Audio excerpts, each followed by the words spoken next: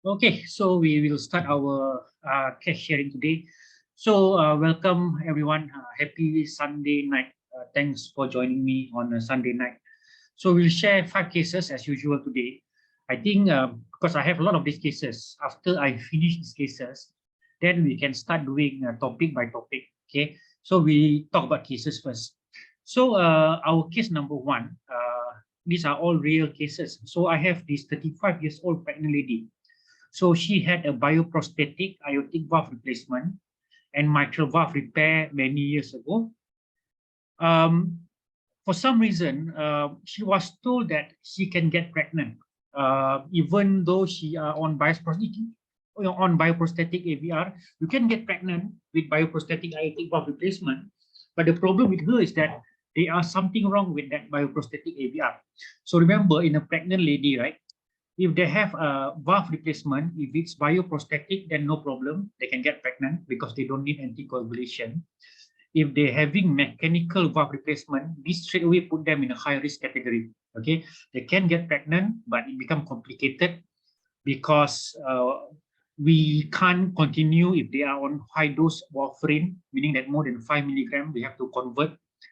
And some, like in IGN, we straight away convert them to subtype vaccine. So their risk of miscarriage or premature labor, even that is high. So bioprosthetic, there is no problem. So that's why a lot of lady in childbearing age, we actually opted for bioprosthetic valve replacement rather than mechanical valve. Repair is also not a problem because after repair, you do not need anticoagulation as well. Okay. So the problem with this 35 years old pregnant lady, when we look at the echocardiogram, we notice that the peak velocity and gradient across the aortic valve is elevated. Remember that mechanical or bioprosthetic valve, they are inherently stenotic, meaning that the gradient across the valve is normally going to be elevated. Okay, but they are limit to how much high it can go. So if you have bioprosthetic aortic valve replacement or mechanical aortic valve replacement, a peak velocity that is more than 3 meters per second, you need to explain why that peak velocity is above 3 meters per second. And normally the reason can either be, number one, patient-prosthetic mismatch, meaning that the valve is too small for the patient, therefore there is increase in gradient. There's nothing wrong with the valve, but the valve is too small.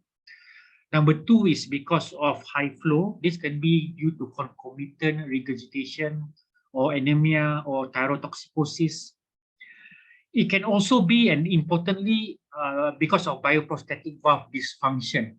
Or in bioprosthetic valve, this is very commonly due to structural valve degeneration. That's why in patients with bioprosthetic valve, you normally within 10 or 15 years, they need another operation to replace the valve because the valve degenerate. So it becomes calcified, they develop tetanus, as opposed to mechanical valve that can last lifelong unless you are not compliant with the warfarin. So this patient, this 35 years old lady, she have elevated gradient, elevated velocity across the aortic valve.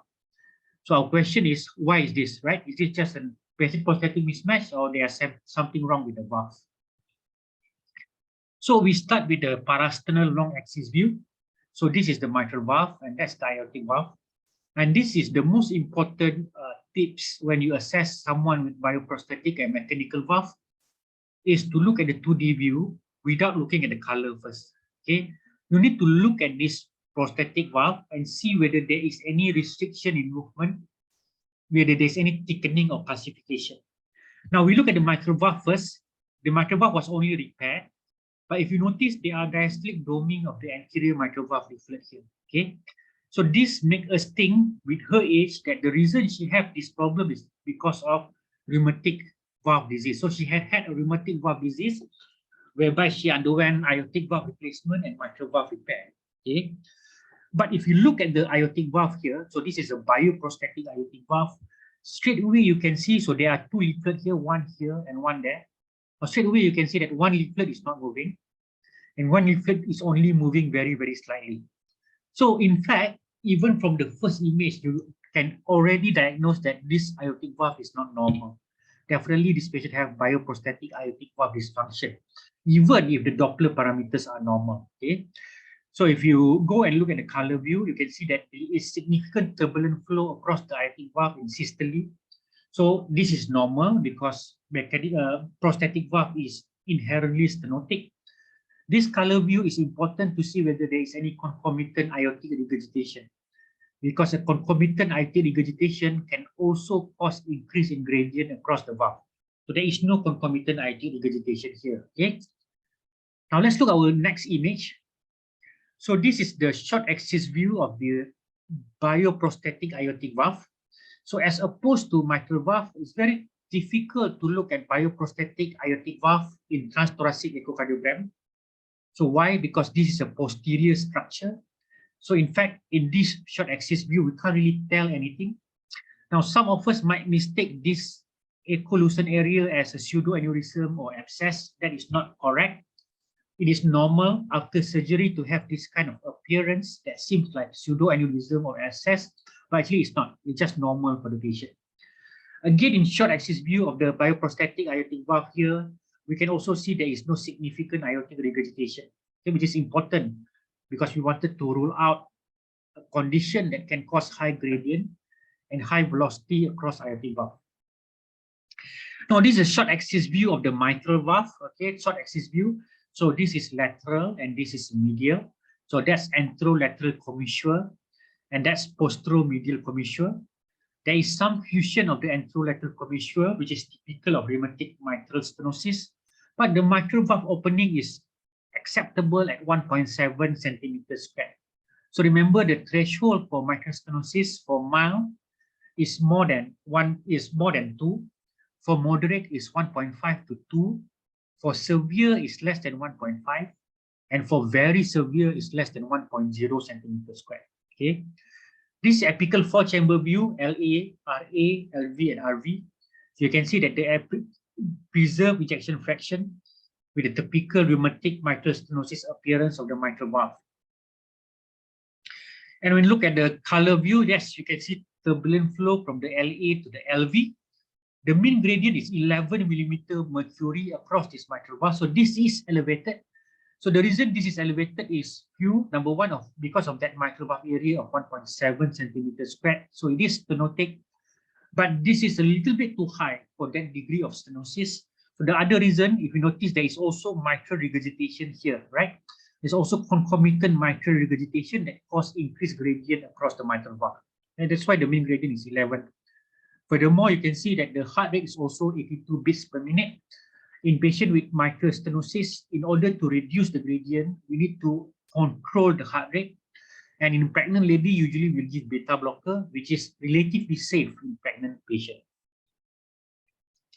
So this is the pulse wave Doppler across the left ventricular outflow tract. So this is our left ventricular velocity time integral, which is the distance the single blood cell travel during a single heartbeat. And you can see that the number is 27.6 centimeter. This is the continuous wave Doppler across aortic valve.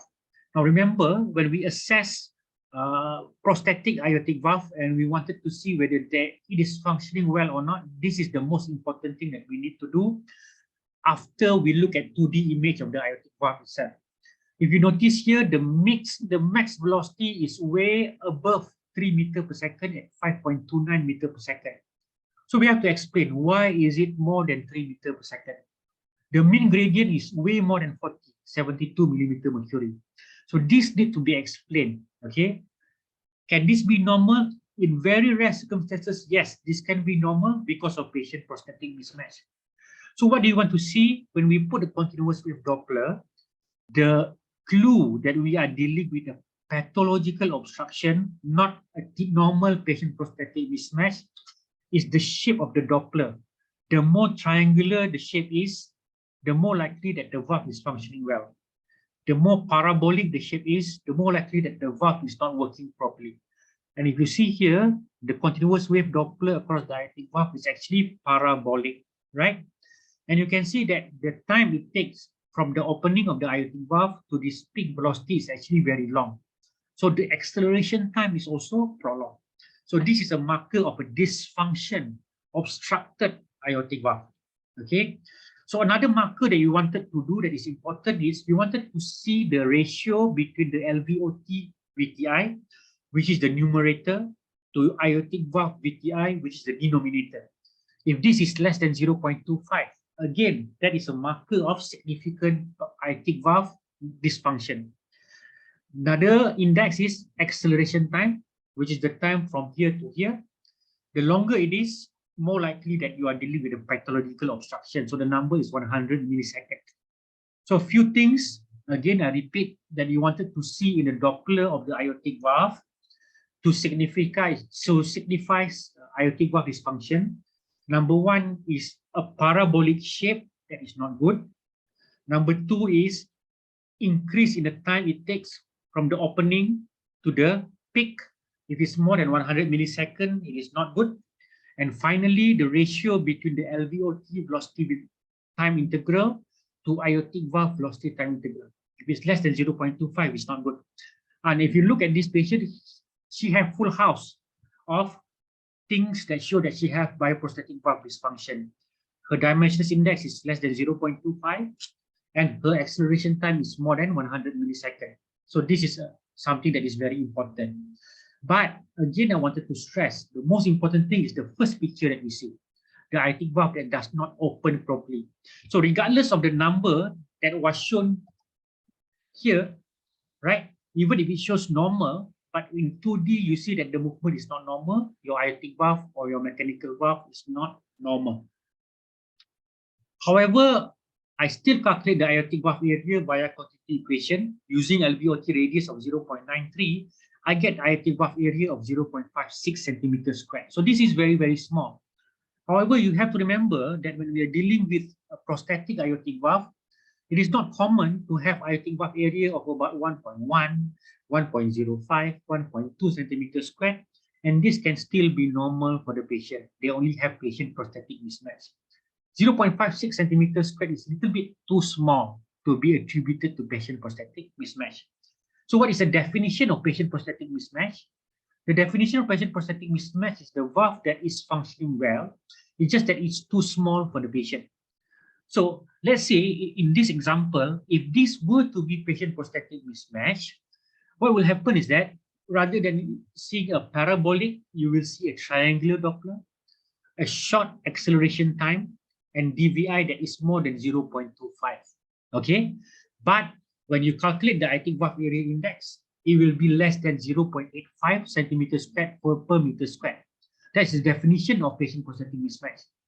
And the definition of severe patient-prosthetic mismatch is aortic valve area that is less than 0.65 centimeters squared per meter squared. So you might ask me, so this is patient-prosthetic mismatch because this is less than 0.85. This is not, because this is less than 0.85 and is also accompanied by abnormal Doppler and abnormal opening and closing of that aortic valve. Okay.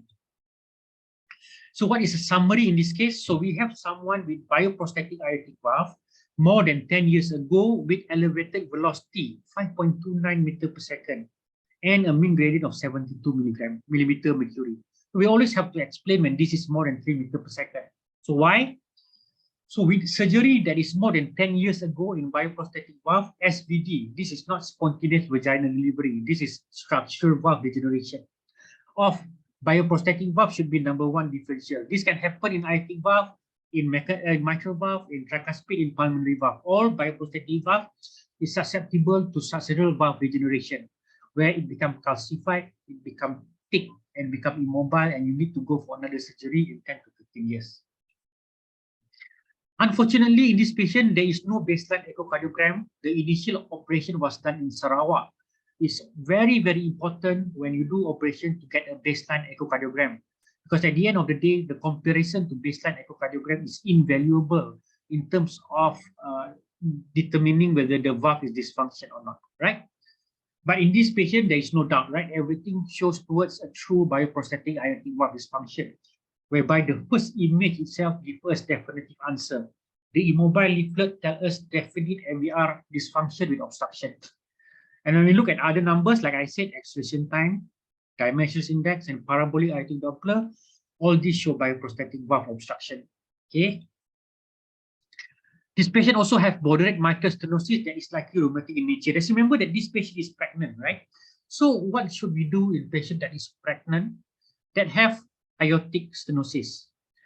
So just to remind you all, in pregnant lady, a stenotic lesion is straight away considered high risk pregnancy. A stenotic lesion. They tolerate regurgitant lesion fairly well, even if it's severe. So many patients that is pregnant with severe mitral regurgitation or severe IT regurgitation, if their LV function is good, they normally can tolerate pregnancy well without needing to do any operation during the pregnancy itself. But for stenotic lesion, is a different story. Straight away, patient in a higher risk situation. It is more dangerous for mitral stenosis rather than aortic stenosis. So there are many studies that has been done. They show that a patient, even with severe aortic stenosis that is pregnant, normally they be able to tolerate pregnancy and they can deliver no problem. Okay, but for mitral stenosis, it's a different story, right? Now, however, having said that, we manage like this, so we manage the pregnancy and we allow the pregnancy if the patient is already pregnant. So you find out that the patient has severe aortic stenosis when the patient is already pregnant, right? If the patient is not yet pregnant and have severe aortic stenosis, we do surgery first before allowing the patient to become pregnant, okay? So in this patient, even though she has severe bioprosthetic aortic valve stenosis, she continued her pregnancy and she actually did undergo the pregnancy very well. She went for a cesarean section and the baby is doing fine and she's also doing fine.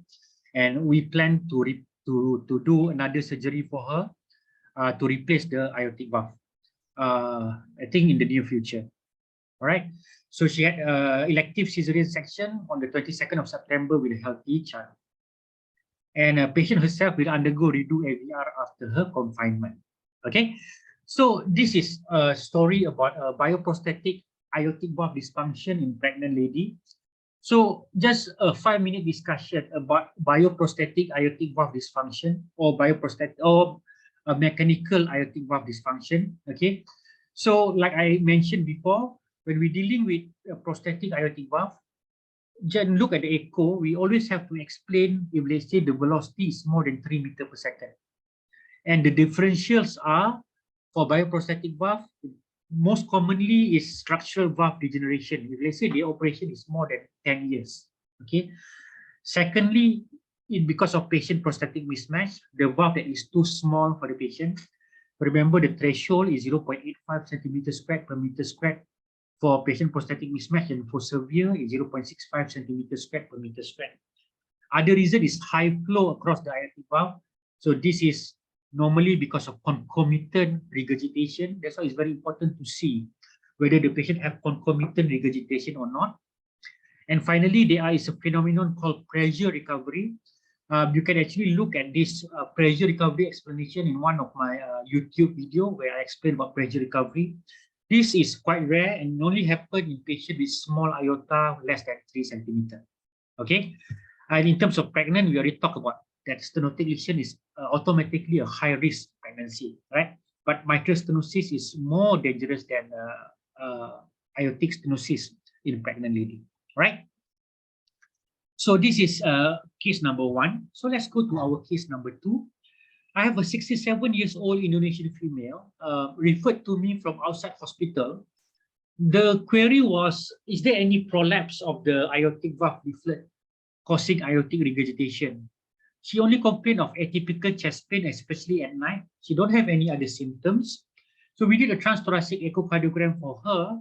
And next are the transthoracic images that was done on the 10th of November 2022. Okay. So we start with the parasternal long axis view here. So this is left ventricle, mitral valve, and the aortic valve. That's the right ventricle here. Now, the first thing you can see is that the LV ejection fraction is normal, so that is good. Now, however, when you look at the dimension, which is the LV diastolic dimension, it is actually 5.4 centimeter. So she's a female. Upper limit for female is 5.2 centimeter, and for male is 5.8 centimeter. So with this dilatation, this gives us a red flag. So why the LV is dilated if the AR is not significant? Okay. So the patient also have eccentric hypertrophy. So eccentric hypertrophy is when your relative wall thickness is less than 0.42, but the LV mass index is more than 95 gram per meter squared for female and 115 gram per meter squared for men. So that's the definition of hypertrophy. When we're talking about hypertrophy, we're talking about the definition, i.e., how heavy is the left ventricle. So that is hypertrophy. So for male, hypertrophy is when the left ventricle is more than 115 gram per meter squared. And for female, LV hypertrophy is when the LV mass index is more than 95 gram per meter squared. And then we do relative wall thickness, which is 2 times posterior wall thickness in diastole over left ventricle internal dimension in diastole. And the threshold is 0.42. Less than 0.42 is eccentric, and more than 0.42 is concentric. So we have a patient with query aortic regurgitation with dilated left ventricle and eccentric hypertrophy. So why is this? We have to answer this. So now finally we look at the color view, and now finally we see that the patient have aortic regurgitation. Very important when we look at aortic regurgitation to see the direction of the aortic regurgitation. Is it central? A central aortic regurgitation can be due to degenerative condition or can be due to root dilatation.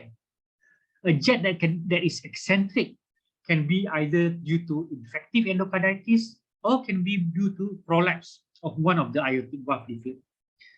This is a freeze view of the aortic regurgitation. So we measure the neck, which is what we call vena contracta, and we measure this as 3.7 millimeter. The definition of severe aortic regurgitation is a vena contracta that is more than 6 millimeter, effective regurgitant orifice area that is more than 0.3 centimeter squared, regurgitant volume that is more than 60 mils, and the supportive feature, very importantly, is hollow diastolic flow reversal in the descending aorta, and more specifically, hollow diastolic flow reversal in the abdominal aorta. So this is a zoom view of the aortic valve. Again, I always stress the importance of looking at 2D, because when looking at 2D, we can actually tell whether the leaflet is moving normally or not.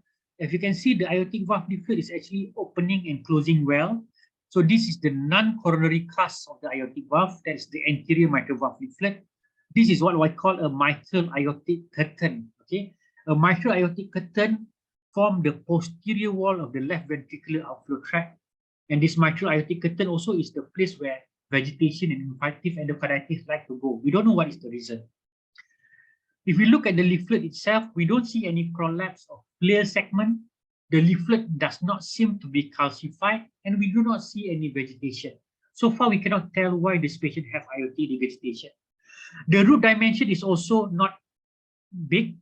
Remember, as a rule of thumb, any diameter that is more than 4 centimeters is considered dilated. In patient that is non-syndromic, meaning that they don't have Marfan syndrome, they don't have Loeys-Dietz syndrome, a diameter that is more than 5.5 centimeter is indication for aortic root replacement. In patient with bicuspid valve, also the indication for replacement of the aortic root is 5.5 centimeter. In those with Marfan, it is lower at 5 centimeter. In those with Loeys-Dietz syndrome, it's even lower, it's 4.5 centimeter. But the aortic root here is not dilated, so that is not the cause of aortic regurgitation. When we look at the short axis view of the aortic valve, we can see trileaflet aortic valve. So this is the interatrial septum, so that is the non-coronary cusp. That is the right coronary cusp, and that is the left coronary cusp. Okay, this is where your left main come out. Usually here somewhere is where your right coronary artery come out. Okay, so far we didn't see any obvious abnormality, right? Or did we see anything here? Okay. So when we put a color view here, we can see aortic regurgitation that seems to origin at the coaptation at the center of the coaptation. This is apical for 5-chamber view. So that's left atrium, left ventricle, right atrium, right ventricle, and that's the aorta there. Again, normally when we look at this view here in apical 5-chamber view, it's also a good view to see whether there's any prolapse or flail or any of the leaflet. Here I cannot see any prolapse or flail of the leaflet to explain the aortic regurgitation. In apical 5-chamber view, we can see there is aortic regurgitation that from here does not seem to be severe. This is the continuous wave Doppler across the aortic valve. There is no aortic stenosis. There is aortic regurgitation, but the pressure half time is long. Okay. Now, pressure half time can be a marker of severe AR if it's short. So a pressure half time that is less than 220 milliseconds is very specific for severe aortic regurgitation, specific. However, that threshold is not sensitive, i.e., if you have a long pressure half time, like in this patient, you can still have severe aortic regurgitation because a short pressure half time in severe AR normally happen in acute severe aortic regurgitation. Whereas in chronic severe aortic regurgitation, because the LV have had the time to respond and to dilate, so the LV EDP is not so high. So therefore, the pressure half time is not so short. So in this patient, the pressure half time is long, but we cannot rule out severe AR because we do not know whether this is an acute or chronic severe aortic regurgitation.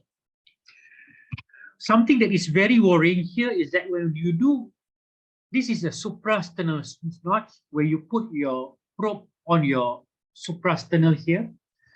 So this is ascending aorta, that's the aortic arch, and that's the descending aorta. When we put a pulse wave Doppler here, we actually see a hollow diastolic flow reversal in the descending aorta. During diastole, there should not be flow going back here. During diastole, because if your valve is competent, the blood cannot go back. So there is hollow diastolic flow reversal here. So now we have two things that show that this aortic regurgitation is not as mild or as moderate as we think it is at first glance. There are two reasons. Number one, the LV is dilated.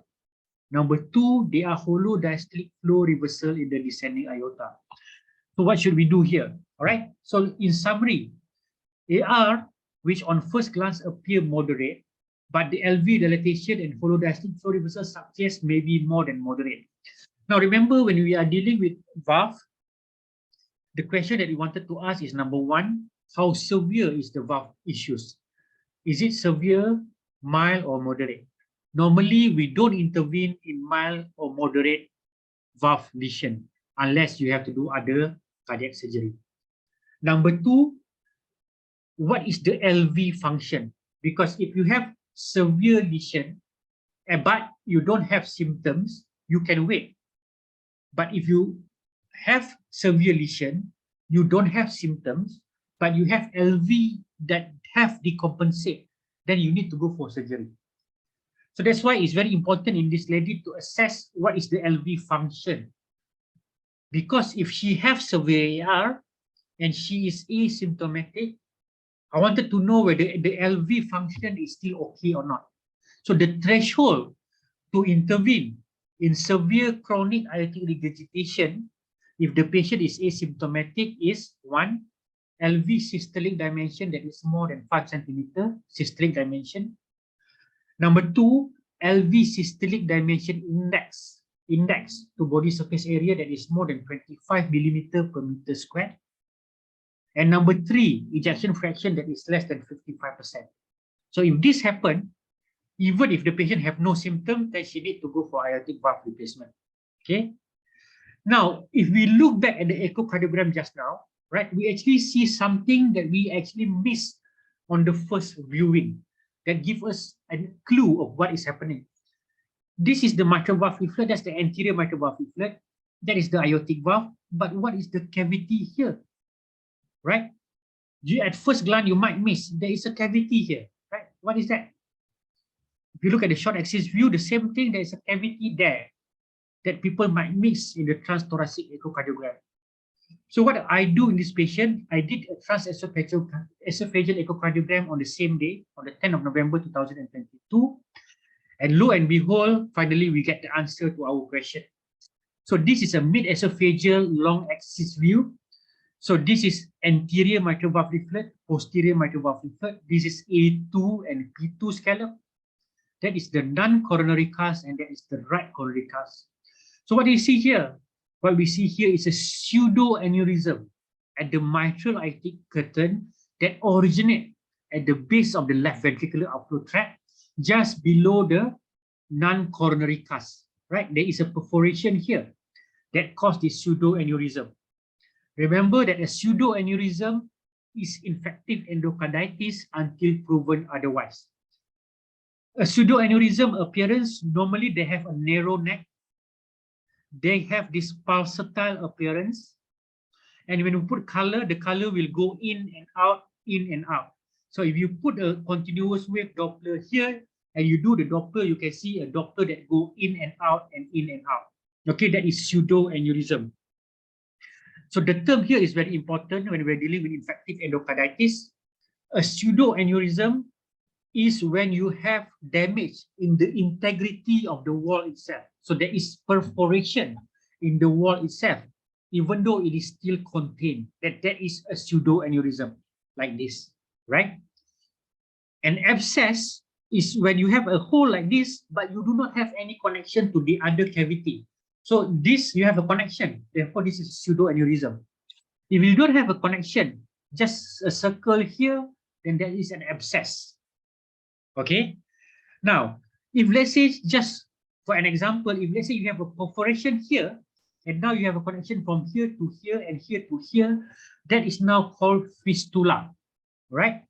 So I repeat, a pseudoaneurysm is when you have a damage to the wall, but it is still contained. So you only have damage at one side, okay? So you have in and out blood. A fistula, if you have connection between the pseudoaneurysm and two cavities. So if let's say you have a connection between here and also here, then it becomes fistula. On abscess, on the other hand, is when you don't have any connection. You just have an abscess, which is a pus here, right? So that is an abscess. So there is a different terms that you need to understand. What is the difference between pseudoaneurysm and aneurysm? In aneurysm, all the three layers of the heart is still intact. Okay, there is no damage in the integrity of any of the layers of the muscle. So therefore, in pseudoaneurysm, the neck is usually wide, and you don't see the blood going in and out of the in a true aneurysm as opposed to a pseudoaneurysm. And you can see here, compared to what we see in transthoracic echocardiogram, how severe is the aortic regurgitation. So the aortic regurgitation is not mild, it is not moderate, it is severe. So now finally we have an explanation of why the LV is dilated and why we see a hollow diastolic flow reversal in the descending aorta. Okay. This is a short axis view. Now we do a TEE. So this is an AOPA view. So that's the LA. For those of you who is not familiar, that is the RA. That's actually a appendage, your RA appendage. That's the tricuspid valve. That is the right ventricular outflow tract. That is the non-coronary. That is the right coronary cusp, non-coronary cusp, and left coronary cusp. And you can see the pseudoaneurysm here and the pseudoaneurysm there. The vena contracta here that we measure is 7.3 millimeter, again showing that this is a severe aortic regurgitation. So this is a 3D view looking from the left atrium towards the mitral valve. So that is the anterior mitral valve leaflet. That is the posterior mitral valve leaflet. That is A1 scallop, A2 scallop, and A3 scallop, P1 scallop, P2 scallop, and P3 scallop. This is a posteromedial commissure. That is the anterolateral commissure of the mitral valve. So the mitral valve is doing well. Here somewhere is the left atrial appendage. Somewhere in front here is your aortic valve. And this bulge here is the pseudoaneurysm because of the infective endocarditis. Sometimes you can see a normal bulge here that is not very pronounced. That is called Taurus aorticus, but that is not that. Okay, this is a pseudoaneurysm. So finally, now we have an answer after we carefully peruse the transthoracic echocardiogram. So it is very interesting here, right? The patient comes without any symptoms of infective endocarditis at all. Only look from outside very healthy, only have atypical chest pain at night. But when we do echocardiogram, we demonstrate a significant pseudoaneurysm that originates from the left ventricular outflow tract just below the aortic annulus. So unless this is because of trauma or iatrogenic, only one thing called pseudoaneurysm in this part. You know, if you have myocardial infarction, you can have pseudoaneurysm inside your LV, but not in the LV outflow tract. So this is infective endocarditis. The AR is severe. I mean, this is probably due to vegetation that has now disappeared and caused destruction to the aortic valve leaflet tips. So further thoughts. Interestingly, the patient never have history of prolonged fever or any other signs and symptoms of IE. I have learned my lesson. I think the previous, our previous YouTube case, we see a patient that didn't treat as infective endocarditis. We didn't give antibiotics. It turned out that after operation, he had recurrent. And then, you know, the story is very sad. So in this kind of cases, we need to start the patient in antibiotics and completed the patient on antibiotic treatment. Atypical organism, the one that we have before is corn, Corbus negative staphylococcus, sometimes can give very atypical presentation with a negative blood culture, even negative ESR, CRP. Like this patient, all our investigation, including ESR, CRP, and blood cultures are negative. Then after I see the patient and counsel the patient, I counsel for operation as soon as possible. She does not want, you know, she wanted to go to Taiwan to do the operation. So she went to Taiwan, but, you know, I don't feel good with myself, you know, because I think that we can do a good job here. So I actually emailed the son to tell her that our valve assessment in IGN is very good and our surgeon is very experienced. Thankfully, she come back. She had a surgery and I think she underwent a successful surgery as now she has gone back to Indonesia. So this is her intra-op transesophageal echocardiogram, all right? So this is just a 3D image of that pseudoaneurysm and the origin of the left ventricular outflow tract. Okay, this is the operation. So she had undergone a mechanical aortic valve replacement. In fact, the pseudoaneurysm was just repaired. So she doesn't even need to have aortic root replacement and she was discharged well. So this is a case of infective endocarditis. So let's discuss a little bit about infective endocarditis because I think there are lessons to be learned for infective endocarditis. Something that is very troubling about infective endocarditis is the tendency to go for surgery late in the course of infective endocarditis, right? Because we wanted to say complete the antibiotics or patient is not well and not stable for surgery. In fact, a non-stable patient is more urgent for them to go to surgery rather than a stable patient. So as a rule of thumb, a patient that comes with infective endocarditis with a large vegetation, they need to go for urgent surgery, at least within 1 or 2 weeks, without needing for their antibiotics to be finished. Okay, what are the things that a large vegetation? Number 2 is patient with embolism. Okay, if let's say because this vegetation can embolize to the brain, once they have embolism, straight away this is an indication for urgent surgery. You cannot wait until the culture becomes negative. Because what happened, and this is very sad, it's always like this, right? When we try to push for the surgery to be done early, we were asked to complete the antibiotics. But after 1 or 2 weeks, the patient condition become very bad, the blood pressure come down, and the patient is not doing well, and now the patient is too sick for surgery. So we have catch-22 situation. So unless the patient is really stable and the vegetation is really small, then okay, fine, you can wait. Otherwise, I think most of the patients need to go undergo surgery within 1 to 2 weeks. Okay. And I already mentioned to you about the term, the difference between pseudoaneurysm. This is when the integrity of the wall is breached. Okay. But it is still contained. Okay. And you have to and flow blood from the cavity, from the heart into the cavity, going in and out with a narrow neck. So this is different from true aneurysm, in which the 3 layers are still intact and the neck is wide and you don't have the to and fro movement of the blood. Another term is fistula. So sometimes when you have an abscess and you have a connection between this abscess and 2 cavities, for example, LVOT into the cavity into the LA, so that becomes fistula. An abscess is when you have this collection but it hasn't connected to any of the LV cavity. All right. So that's our second case, infective endocarditis and pseudoaneurysm in a patient that was thought to have non-significant IT regurgitation, where actually at first we don't know what is the etiology. Now let's go to our third case. This is a 60-year-old female with shortness of breath on minimal exertion, come from Lahad Datu Sabah. This is the place where I practiced before. So I see this patient in my clinic. She have on and off shortness of breath, but she have multiple admissions in the critical care unit in Sabah. She was told to have valve disease, but unfortunately, no surgical plan was given to the patient, even though she have multiple admission in the critical care unit. So when she come to see me in the clinic, normally I will do an echo on the same day, on the 1st of November 2022. Okay. So this is just the echocardiogram of the patient. Again, we start with parasternal long axis view, left atrium, left ventricle, right ventricle, anterior mitral valve leaflet, posterior mitral valve leaflet, non-coronary cast, and right coronary cast. What we can see here almost immediately is the diastolic doming of the anterior mitral valve leaflet. You can see that the leaflet tip is thickened, and you can see this reverse hockey appearance. That is very typical of rheumatic mitral stenosis. Another thing that everyone know that, but something that a lot of people don't realize is look at this posterior mitral valve leaflet.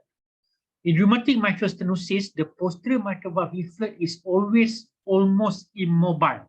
It doesn't move at all. Okay. Now, because it is immobile, when we calculate our Wilkins score to decide whether the patient is suitable to go for PTMC or percutaneous transmitral commissurectomy, we actually use only the anterior mitral valve leaflet to calculate the score. Number two thing that is important is because the posterior mitral valve leaflet is immobile, the MR, because of rheumatic mitral stenosis, is usually posteriorly directed.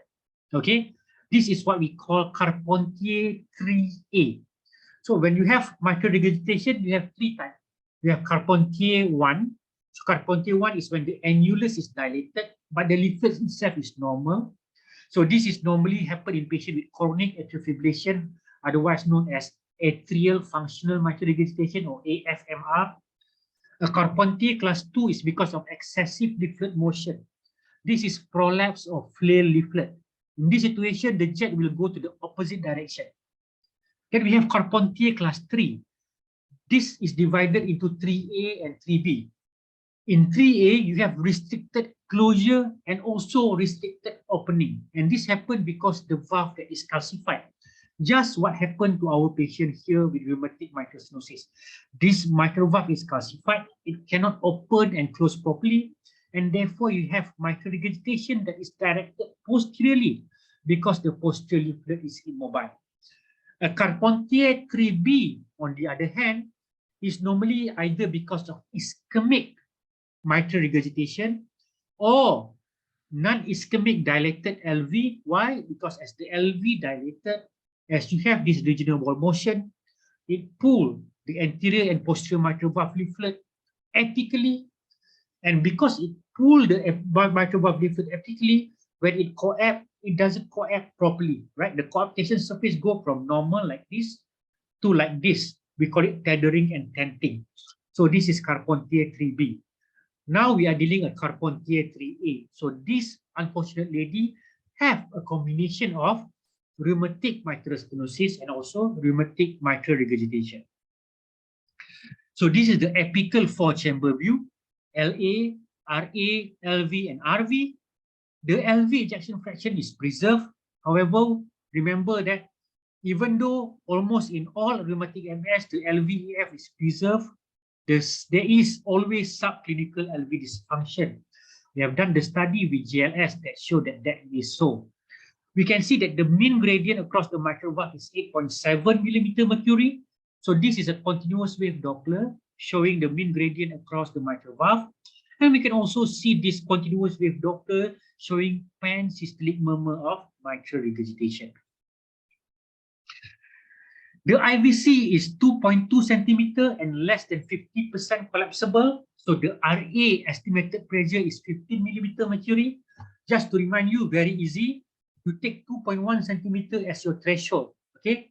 If the IVC is less than 2.1 centimeter and more than 50% collapsible, your RA pressure is 3 millimeter mercury. If your IVC is more than 2.1 centimeter and is less than 50% collapsible, your RA pressure is 15. Anything in between is 8 millimeter mercury. So in this patient, the RA pressure is 15 millimeter mercury. Luckily, we have a pulmonary regurgitation Doppler here. Why this is important? Because with nice PR Doppler, we can calculate number one, diastolic pulmonary artery pressure. All right. This diastolic pulmonary artery pressure here, which is 42, which is 18 millimeter mercury. This diastolic pulmonary artery pressure, 18 plus 15. So that's going to be 33 millimeter mercury. That is diastolic pulmonary artery pressure. One more time, right? You see our pulmonary regurgitation here. This end diastolic is 18 millimeter mercury. If we add that to right atrial pressure, which is 15, and we get 33 millimeter mercury, that is your diastolic pulmonary artery pressure. This peak gradient here, this is 42 millimeter mercury, right? And you add with right atrial pressure of 15 and you get 57 millimeter mercury, that is your mean pulmonary artery pressure. Definition of pulmonary hypertension is mean PAP more than 20 millimeter mercury. So this is 57, way beyond that. So this patient have rheumatic mitral stenosis and also pulmonary hypertension. This is apical long axis view. Again, diastolic doming of the anterior mitral valve leaflet, and clearly the posterior leaflet is immobile, which is very typical of rheumatic mitral stenosis, and jet that is posteriorly directed here, that is at least moderate. This is a short axis view. Remember, anterior mitral valve leaflet, posterior mitral valve leaflet. This is lateral and this is medial. A1, A2, and A3 scallop. P1, P2, and P3 scallop. It's difficult to see commissural fusion here. Why is commissural fusion important? It is important because if you want to do PTMC, you have to see commissural fusion. Because the reason we do PTMC is to crack the commissure. If there is no commissural fusion, there's nothing to crack. So there is no need for PTMC. Anyway, this patient is not a candidate for PTMC. Why? Because she have moderate mitral regurgitation. Because when we do PTMC, it will worsen the MR. The mitral valve area is 1.4. Remember that in the new classification by American Heart Association, anything that is less than 1.5 is considered severe. So this lady have severe rheumatic mitral stenosis. We see peak TR gradient of 65 millimeter mercury, and then we add to our RA pressure of 15, and we get a systolic pulmonary artery pressure of 80 millimeter mercury. So what we can see here, with our pulmonary regurgitation, with our tricuspid regurgitation, we actually get our systolic PAP, our diastolic PAP, and our mean PAP. We have all our hemodynamic just from PR and TR. Okay. Now, whenever you see someone with pulmonary hypertension, it is very important to ask yourself, is it because of left-sided abnormality, which is by far the most common, or is it because of pulmonary arterial hypertension? This PAH can be because of the WHO class 1, can be because of WHO class 3, can be because of WHO class 4 and class 5. So class 1 is PAH, class 3 I think is lung disease, class 4 is chronic thromboembolism, and class 5 is miscellaneous. So what should we do normally in this situation is we look at the left side. Now in our patient here with pulmonary hypertension, she already have mitral stenosis.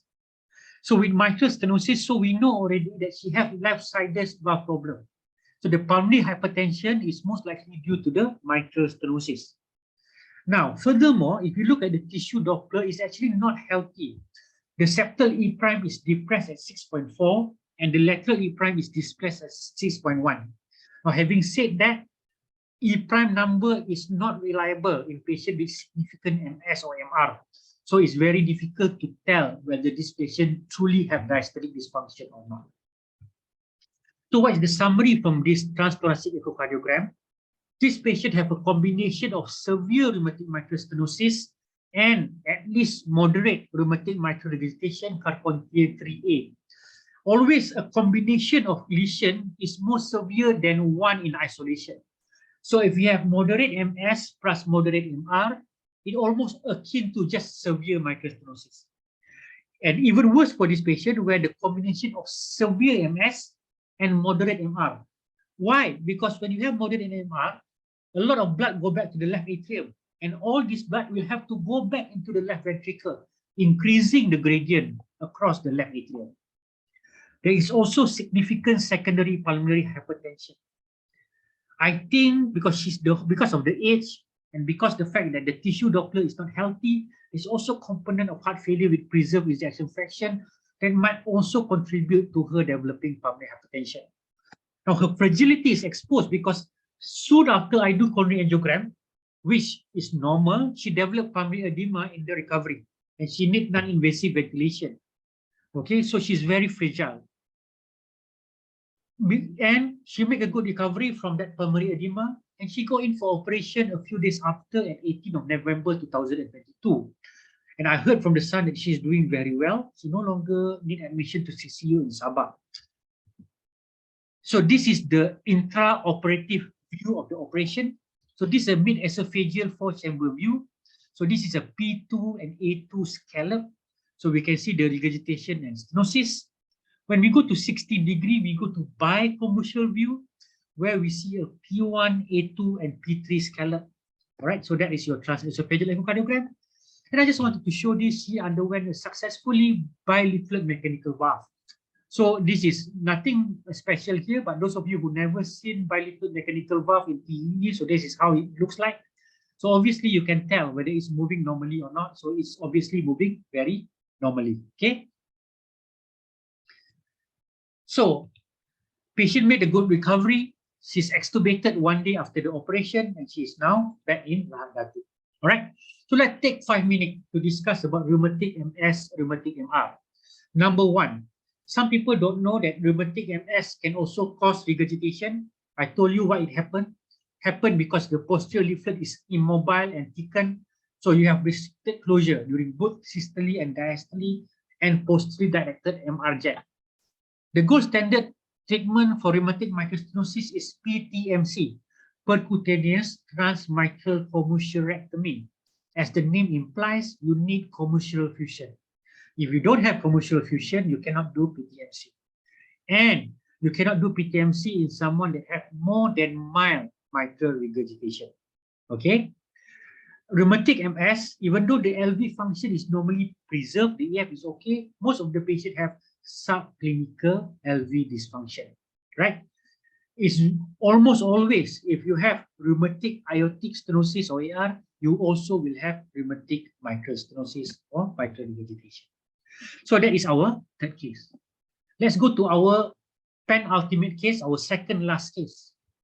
So this is our second case of prosthetic valve.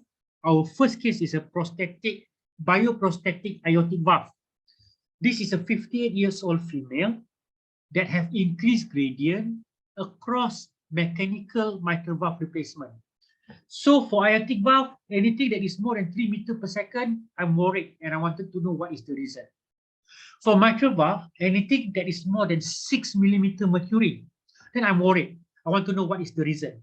The reason is the same as aortic valve. Number one, we want to rule out through obstruction. And mechanical is normally due to thrombus, right? Number two, is it patient-prosthetic mismatch? Number three, is it high flow? Number four, is it pressure recovery, which is rarer, much rarer in mitral valve position than in aortic valve position, okay? So let's continue our story. Now, what happened is that the TTE was reviewed by one of the trainee cardiologists in clinic. Now, the echo was done on the 7th of October. The clinic review was only in November. The mean gradient across mechanical valve was elevated at 8 millimeter mercury, so more than 6 millimeter mercury. So we want to know why. So is there any reason for this? So he called me and I was asked to review the echo. Just like aortic valve, most important thing is to look at 2D first rather than to look at color when you look at prosthetic valve. See the valve. Is it moving normally or not? Is this obvious clot, obvious pannus, or obvious restriction of movement? Okay. Is there any significant regurgitation? Because this can also cause increase in gradient. And look at baseline echocardiogram. Very, very important. Every time you do operation, you have to do baseline echocardiogram after the operation. There are Doppler parameter just like in aortic valve, to suggest that we are dealing with a significant obstruction. Some of the parameters are E velocity across the mitral valve more than 1.9 meter per second, dimensionless index more than 2.2. Dimensionless index for mitral valve is mitral valve VTI as a numerator, and the LV or TVTI as the denominator, more than 2.2, and pressure half time is more than 130 milliseconds. These are all your supportive things, but this cannot replace your 2D, right? So this is the this is a parasternal long axis view. So when you look at the LV, so the LV function is somewhat or maybe borderline depressed. The aortic valve appear to be opening and closing well, okay, but look very, very carefully at the mitral valve. It's quite difficult to see the movement of the mitral valve here to tell whether the movement is normal or not normal. However, we can see that the mitral valve annulus itself appear to be thickened, and there is query whether it is calcified or not, but we cannot tell for sure. We go here and we look at our color view. What we wanted to see, most important thing is we wanted to see whether any significant mitral regurgitation, because this can cause increase in gradient. So there is no significant mitral regurgitation here. So if let's say we look at multiple window and there is no regurgitation, we can rule out regurgitation as a cause of increase in gradient. Now this is apical four-chamber view. This is the mitral valve. Again, it is not very clear, right? I'm not sure whether the leaflet is moving normally or not. I cannot tell. So one thing that is very important, if you cannot tell, don't guess. Don't give an answer if you don't know what is the answer. Either ask questions or say that you are not sure and say maybe we need to do other investigation, normally transesophageal echocardiogram. Again, color view in apical view, again, there is no regurgitation. So that's perfect. Now, this is a short axis view, and this really clears the diagnosis and tell you why is it so important to look at 2D images. Now look at these two leaflet here, right? 1, 2. Now this leaflet is moving a little bit, but this leaflet is not moving at all. So by just looking at this, doesn't matter what your Doppler is telling, doesn't matter what the number is, you know that your mitral valve is not working well. So this mitral valve is not working well, it's obstructed. For mechanical valve, either it is pannus or is it clot. Clot sometimes can be very difficult to see in TTE. In this patient, I cannot see any clot. Pannus is usually a thickening or a calcification. I can't really tell also from TTE whether this is pannus, but what I can say for sure is the valve is not working normally. All right. Right. So what I do is we do a LVOT velocity time integral. The ejection fraction actually is preserved at 59%. I get LVOT radius of 0.9 centimeter and stroke volume of 53.9 mils. So why do I do this? Patient have mitral valve problem. Why do I bother to go for aortic valve? Number one, doesn't matter what is the pathology. When we do echocardiogram, we never miss a step. We do every single thing because everything is important. But number two, I want to calculate the mitral valve area. Remember, in mechanical mitral valve, and bioprosthetic mitral valve, you cannot calculate the mitral valve area from planimetry. It cannot be done. You cannot calculate mitral valve area by pressure half time. So the formula, mitral valve area is 220 divided by pressure half time. You cannot use in prosthetic valve. So the thing that I use in the absence of significant regurgitation is continuity equation. Whatever go into the mitral valve is the same that go out through the aortic valve, right? So the reason I do this is because I wanted to calculate the stroke volume that come out of the aortic valve, which is 53.9 mils. Because I assume the stroke volume that come out of the aortic valve is the same as the stroke volume that come into the LV, and because at the stenotic part it is actually circular, I actually can rearrange the equation and calculate the mitral valve area. The mitral valve VTI is 50.4 centimeter. When we calculate the dimensionless index, which is MV VTI over LV or TVTI, we got the number of 2.38. More than 1.9 is abnormal. When we do the MVA from continuity equation, we get a mitral valve area of 1.07 centimeters square. E velocity is 1.8 and pressure half time is 174 milliseconds. So Is this a true obstruction or not? All right. So what is my thought after seeing this echocardiogram? Number one, is there any obvious restriction of leaflet movements or regurgitation? There is no regurgitation. Number two, any significant difference between baseline echo and current echo? We haven't done that yet. So when we look at other parameters, we can see that the patient fulfilled two parameters of mechanical mitral valve dysfunction. Dimensions index that is more than 2.2 and pressure half time that is more than 130 milliseconds. So 2 out of 3 criteria. So it doesn't matter. Why? Because we have answered question number 1. The leaflet movement is definitely not normal. So there is no doubt 100% that this patient MVR is obstructed.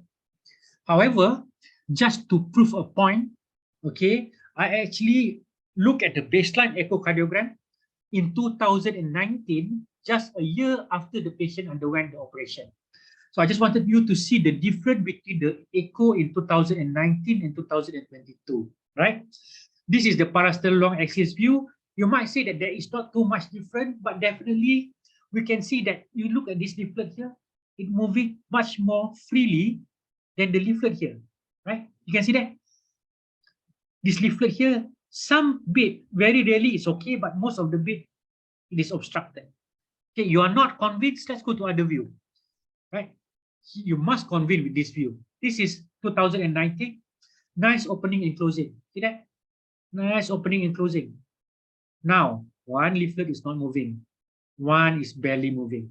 Okay? Still not convinced? Look at the mean gradient.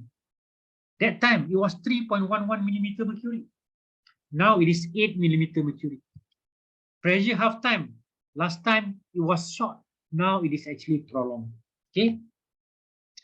So when we compare between 2019 and 2022, in 2019, leaflet opening and closing well. Now, leaflet is restricted. That is enough already. But you wanted all the data. Pressure half time go up from 81 to 174 milliseconds. Dimensions index go up from 1.67 to 2.38.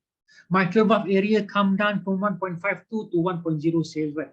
Mean gradient go up from 3.1 to 8. So this is definitely mechanical mitral valve obstruction. We don't know what is the reason. So therefore, what I do is I arrange this patient for transesophageal echocardiogram because I cannot tell. I know that this is obstructed, but I cannot tell whether this is venous or thrombus. At the time when I see her, I noticed that her INR is way below therapeutic ratio.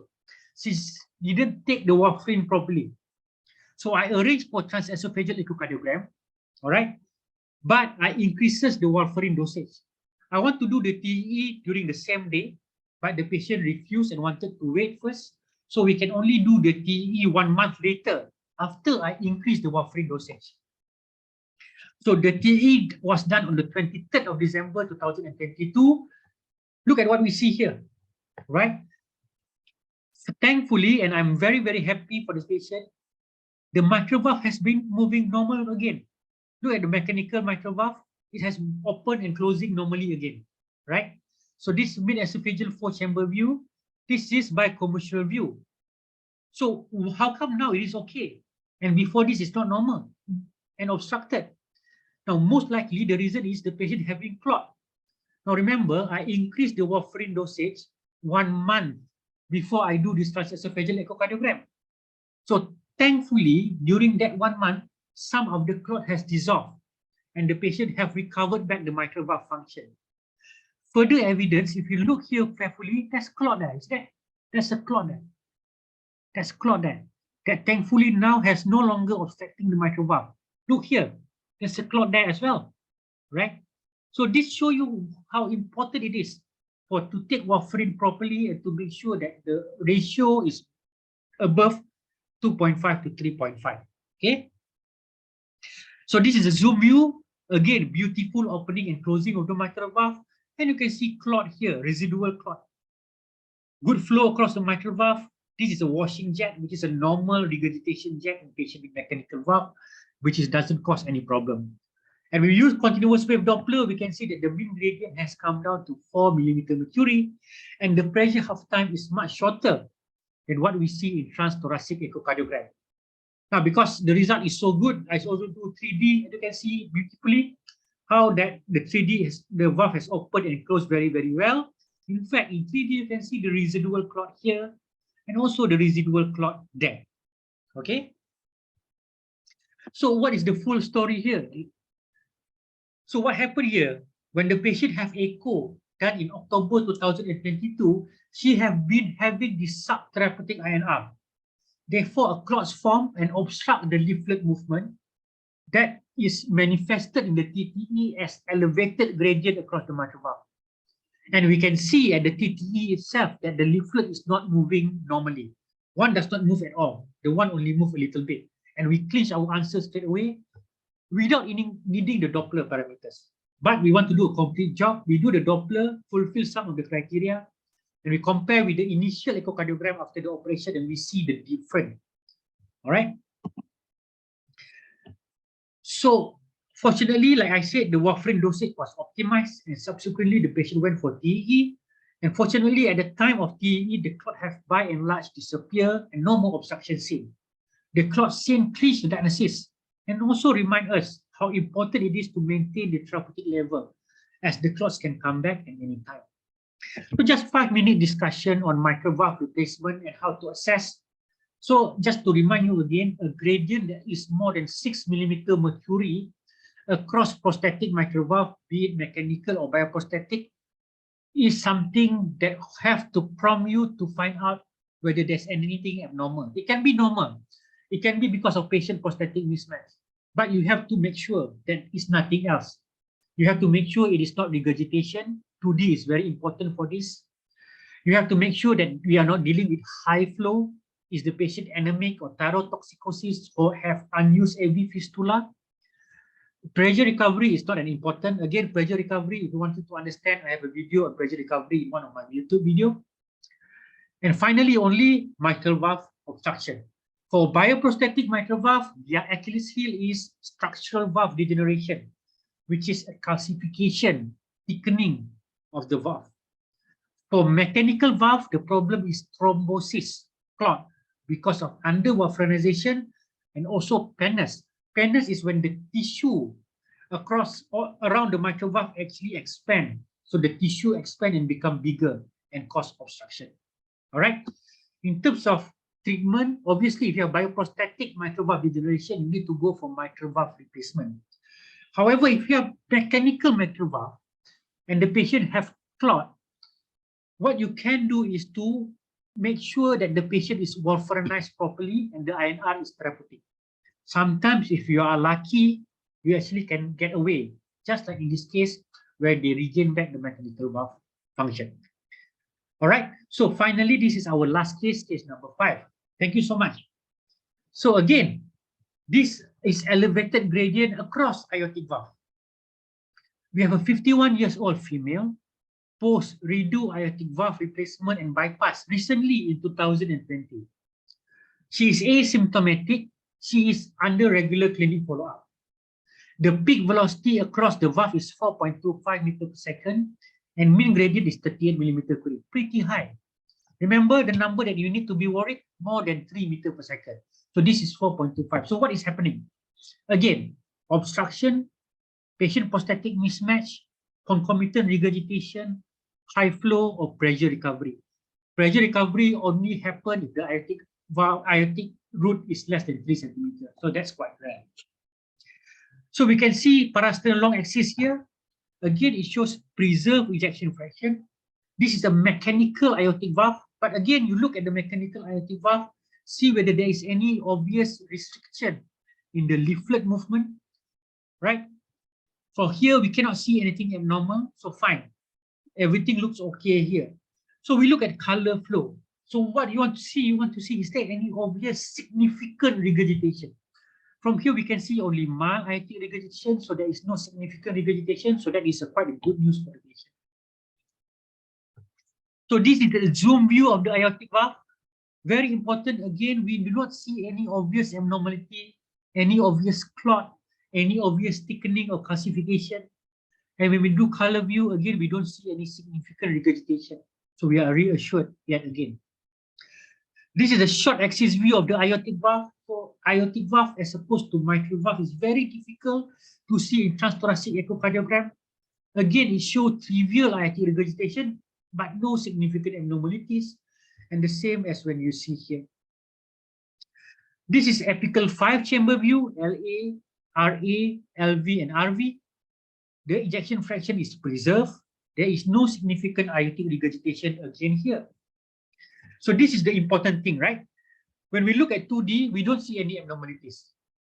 In this situation, because sometimes transthoracic is not so clear, Doppler is very, very important. You can see now the difference between the Doppler that I show here and the Doppler from our first case. What do you see? The Doppler here is triangular. The Doppler in the first case is parabolic. A triangular Doppler across aortic valve is more likely to show you the valve is functioning well. What else? The acceleration time is short. Acceleration time is the time between the opening of the valve to the peak of the flow here. If it's less than 100 milliseconds, it is short. In this patient, it's only 84.5 milliseconds. So two things. They show you the valve is working normally. Number 3, dimensionless index. For aortic valve, it is LVOT velocity time integral as numerator and aortic valve velocity time integral as denominator. LVOT VTI over AV VTI is normal at 0.34. So you have a triangular Doppler, you have a short acceleration time, and you have a DVI that is more than 0.25. So why does the patient have high gradient? The patient does not have high flow, does not have significant regurgitation, and all the parameters are normal. So in this situation, when all the parameter is normal, you calculate the aortic valve area. So we use radius of 0.83, we get aortic valve area of 0.4 centimeters squared. And when we index the aortic valve area to body surface area, you get aortic valve area index of 0.57 centimeters squared per meter squared. So what is this? This is severe patient-prosthetic mismatch, right? Patient-prosthetic mismatch is when your aortic valve area index is less than 0.85 centimeters squared per meter squared. And severe patient-prosthetic mismatch is when your aortic valve area index is less than 0.65 centimeters squared per meter squared. So in this patient, aortic valve is actually normal. The aortic valve is opening and closing normally. It's just that the aortic valve is too small for the patient. That's why the gradient is high. So this is a nice example of patient-prosthetic mismatch. And you can only diagnose PPM if all your parameters are normal. All right? Now, what is the summary? The mechanical AVR is working well with only trivial aortic regurgitation. No obvious abnormalities seen in 2D images. Doppler is triangular, short acceleration time and normal dimensions index. But the aortic valve area index is very small at 0.57 centimeters squared per meter squared. So this is a very nice example of severe patient-prosthetic mismatch. So even so, just to do complete work, if there is a baseline echocardiogram, I will definitely compare to baseline echocardiogram just to be more than 100% sure that we are dealing with patient-prosthetic mismatch. So let's do a discussion on patient-prosthetic mismatch. What is it? This is when you have a valve that is too small for the patient body. And patient-prosthetic mismatch happened straight away after the surgery. Like straight away after the surgery, you can tell whether the patient have patient-prosthetic mismatch or the patient don't have patient-prosthetic mismatch, right? It can cause the high gradient. But when you do all the calculation, the parameters all will be normal. The echo parameters will be normal, except the aortic valve area index that is less than 0.85 centimeters squared per meter squared for aortic valve and less than 1.2 centimeters squared per meter squared for mitral valve. So that is patient-prosthetic mismatch. At asymptomatic PPM, normally you don't need to do anything. A symptomatic PPM, this is a difficult story because we know that PPM confer a worse prognosis than a good, nice opening, nice size valve. So might need to go for operation if the patient has severe PPM and severely symptomatic, right? So this is my 5 keys for today. I really thank you so much for your attention and to share a little bit of your time with me on Sunday night. So I'm very happy to answer any question that you have. You can type the question in the chat box, and you can also ask the question using your microphone if you want to. So normally whenever I give this talk, there is no question. So I will wait for about 5 minutes to see whether there's any question. If there is no question, then we will stop. Thank you very much.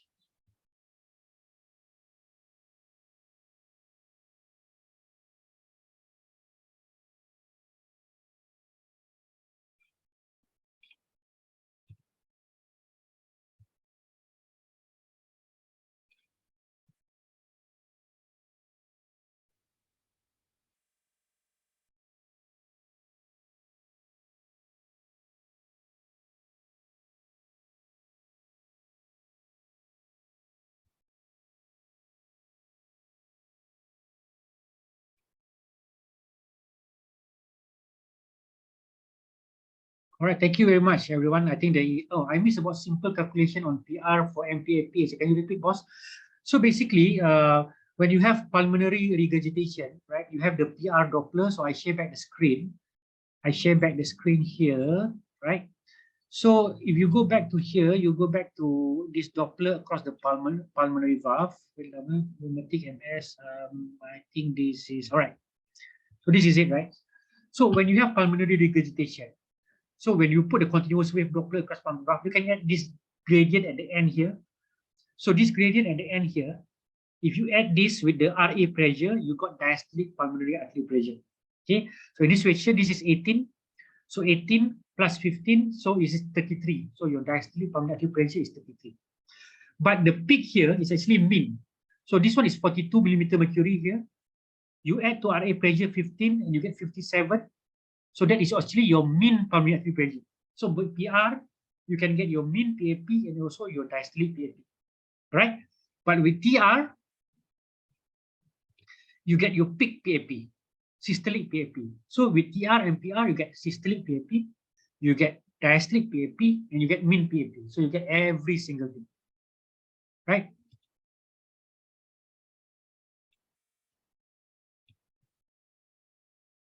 So someone asked, can you explain more about high flow? What are the parameters to objectively say patient high flow? So this is a good question. So remember that a normal flow across the aortic valve or across the LVOT is 35 mils per meter squared to 65 mils per meter squared.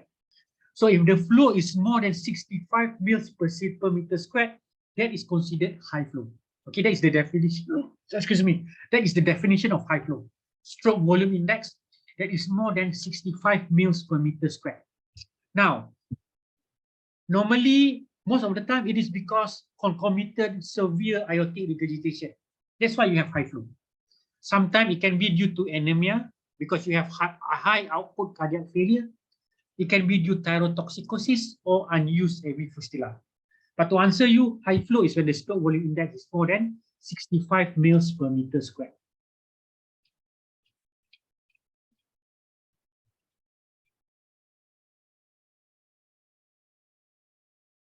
So another question, do Dr. Aslanif always calculate EPLA for all patients with suspected pulmonary hypertension on echo? Unfortunately not. I think might be a blasphemy because this EPLA come from my, I do attachment in Prince Charles Hospital. So my mentor is Gregory Scalia. Actually, he's the one that come with this EPLA. I think this is a TR Vmax over E prime to see whether this is more pre-capillary or post-capillary pulmonary hypertension. Unfortunately, I don't normally do that. I usually look at the LV and look at the tissue Doppler. If let's say the septal E prime appear to be normal and there is no other left ventricular valve abnormality, then I'm more likely that this patient have pulmonary artery hypertension.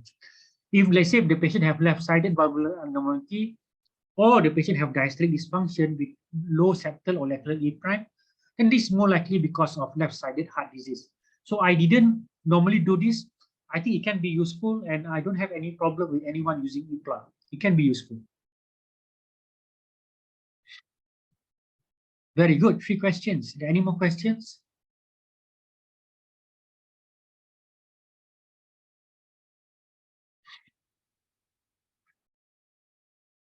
All right.